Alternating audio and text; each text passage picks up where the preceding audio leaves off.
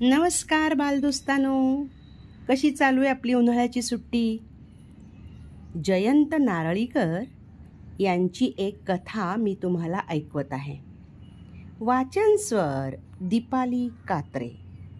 ही कथा बाल मैफल म्हणजे लोकसत्तेच्या पेपरात आलेली ही एकटा चंद्रमा ही कथा तुमच्या समोर सादर करत आहे. एको चंद्रस्तमो हंती न तू तारागणः शतम. शिक्षकाने या ओळी वर्गाच्या फळ्यावर लिहिल्या आणि मग वर्गाला विचारलं, काय या ओळींचा अर्थ काय? आता मुलांचे थोडेफार संस्कृत झालेले होते. आता त्यावरून कोणाला अर्थ सांगता येईना. मात्र याला एक अपवाद होता. पहिल्या ओळीतल्या एकाने हात वर केला.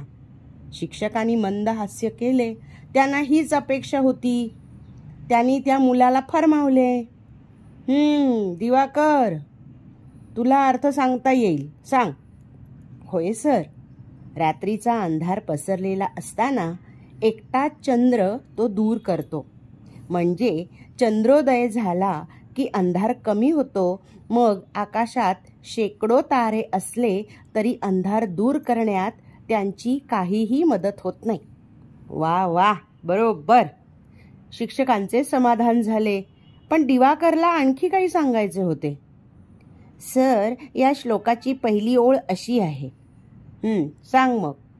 वरमेको गुणीपुत्रो नच मूर्ख शतान्यपी. 100 मूर्ख मुलांपेक्षा एक गुणी पुत्र अधिक श्रेष्ठ. शाबास, शिक्षक म्हणाले. आणि सद्यस्थितीवर प्रकाश टाकून म्हटलं, अरे, आई वडिलांना अशी हुशार मुले हवी असतात, म्हणजे त्यांना डोकेदुखी नसते. दिवाकर हा तसा आहे. क्लास संपला.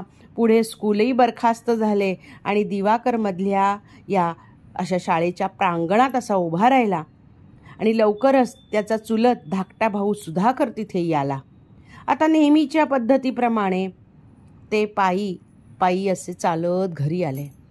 जरी भावाभावात दोस्ती होती तरी वडील मंडळी मात्र नेहमी कळत नकळत त्यात खो घालत. दिवाकर स्कॉलर तर सुधाकर व्यायाम आणि खेळ यात गुंतलेला. दिवाकर बारीक उंच, सुधाकर बुटका. आपल्या अभ्यासात दिवाकरने एखादे पारितोषिक मिळवले की मास्तर लोक सुधाकरला चिथवायला पाहत. त्यांना वाटे की मोठ्या भावाचे उदाहरण समोर ठेवल्यास धाकटा भाऊ अधिक तन्मयतेने अभ्यास करेल. प्रत्यक्षात घडे वेगळेच. दिवाकरचे उदाहरण ऐकून ऐकून सुधाकर कंटाळत असे. तो हुशार आहे हे मला माहीत आहे. उगीच सारखे उगाळत बसून काय फायदा? अर्थात त्याची ही प्रतिक्रिया स्वगत होती, मनातल्या मनात होती. आता दिवाकरने 10वीची परीक्षा दिली. 12वीच्या दोन्ही परीक्षांमध्ये वरचे नंबर घेऊन पुढे मग तो IITत दाखल झाला.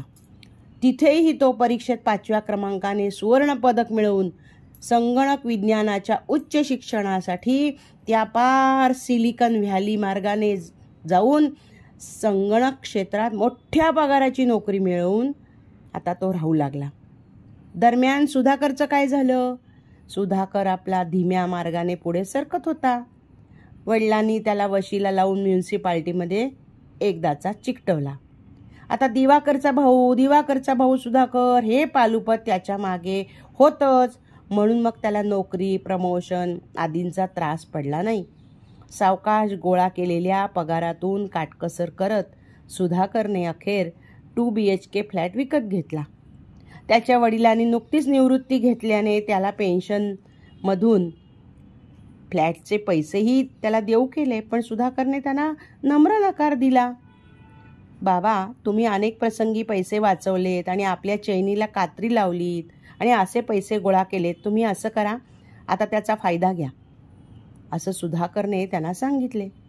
आता दिवाकरने एकदा फोनवर हा विषय काढला. पण त्याला देखील सुधाकरने नम्रपणे साभार नकार दिला. नकोत मला पैसे, मी माझे जे मिळवले त्याच्यात सुखाने आहे, राहतोय. सुधाकर आपल्या नव्या फ्लॅटमध्ये राहायला गेला. तेव्हा मग दिवाकरला त्यांनी आमंत्रण दिले. अरे, केव्हाही भारतात आलास तर सहपरिवार राहायला ये रे.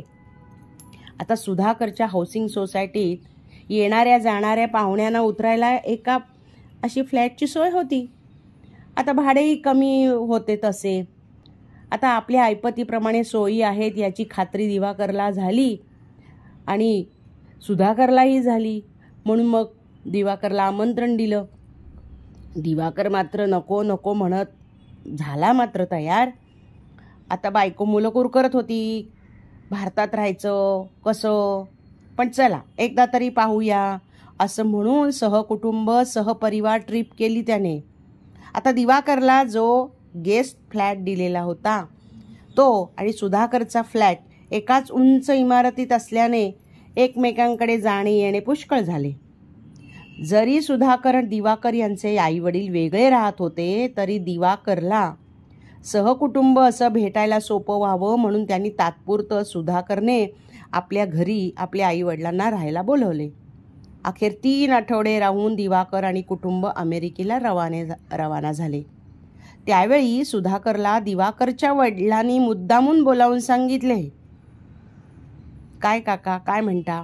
अरे तुम्ही शाळेत असताना मास्तरांनी एक श्लोक सांगितला होता तुम्हाला, आठवतोय का सुधाकर? दिवाकरच्या वडिलांनी त्याला त्याची आठवण करून दिली या श्लोकाची. हो आठवतोय मला काका. वरमेको गुणी पुत्रो नच मूर्ख शतान्यपि एको चंद्रः तमो हंती न तू तारागणः शतम. असंख्य तारे प्रकाशमान असले तरी ते फार लांब आहेत. म्हणजे हा जो दिवाकर तारा होता प्रकाशमान, पण तो तिकडे लांब परदेशी आहे म्हणून त्यांचा प्रकाश मिळत नाही. दिवाकर असा प्रकाशमान असला तरी सुद्धा त्याच्या आईवडिलांना त्याचा काही सहवास मिळत नव्हता. दिवाकर अशा ताऱ्यासारखा आहे, तेजस्वी आहे पण दूर. अरे आम्हाला हा जवळचा चंद्र परवडला. म्हणजे अरे तू सुधाकर जवळ आहेस ना आमच्या, फार तू तेजस्वी नसला तरी जवळ असल्याने त्याचा प्रकाश मात्र आम्हाला मिळतो की नाही, कळलं का? बालदोस्तानो, जयंत नारळीकर, डॉक्टर जयंत नारळीकर यांची ही गोष्ट तुम्हाला आवडली का? बाल मैफल लोकसत्तेत छापून आलेली. वाचन स्वर दीपाली कात्रे.